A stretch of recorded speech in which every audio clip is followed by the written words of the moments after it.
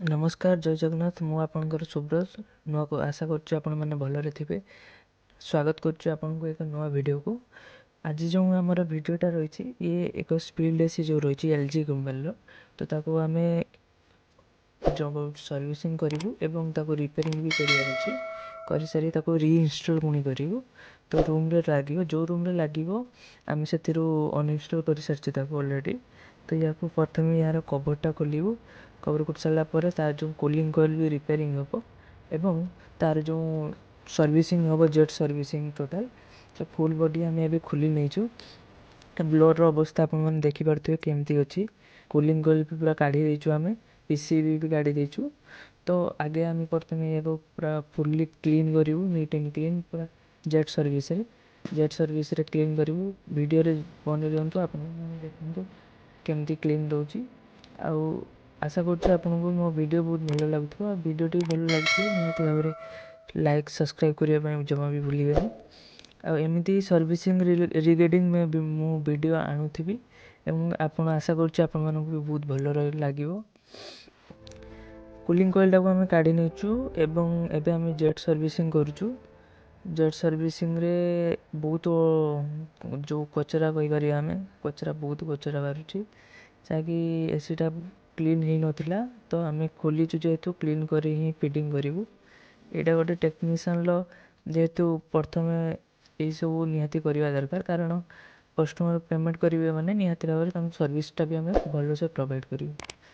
निहाती भाव में आम कूलिंग कॉइल ये करी आम ए फिटिंग कर दीचु कॉइल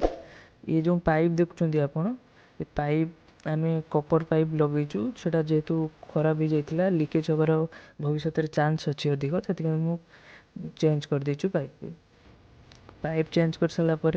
तार आउटडोर रे आम ए बसईचु पाइपिंग पूरा कर देचु पाइपिंग कर सारापर एवं आम फ्लायरिंग करूँ फ्लायरिंग कर आगे लिकेज चेक करूँ तापर आम वैक्यूम करूँ वैक्यूम कर सारापर गैस चार्ज करूँ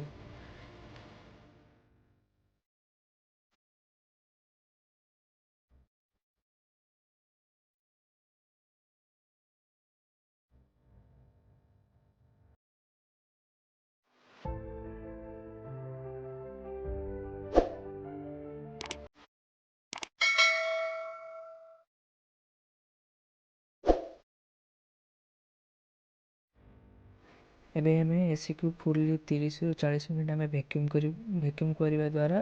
कूलिंग रे परफॉर्मेंस रे साहाय्य मिलता है तो आपण मैंने भी वैक्यूम करने निहाती टेक्नीशियन को कहे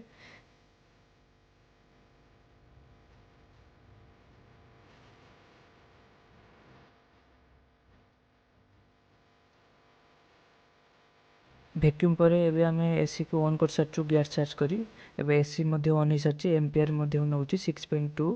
आउ हिटिंग आसीगलानी प्रेशर भी ठीक ठाक अच्छी तो एसी को कंटिन्यूअस 20 मिनट चालू रखू तापर रिजल्ट देखू एवं भीतर पट को जीवु इंडोर को जाई देखू केमती कौन कूलिंग परफॉर्मेंस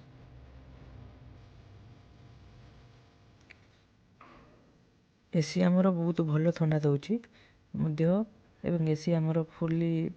गुड कंडीशन रे अच्छी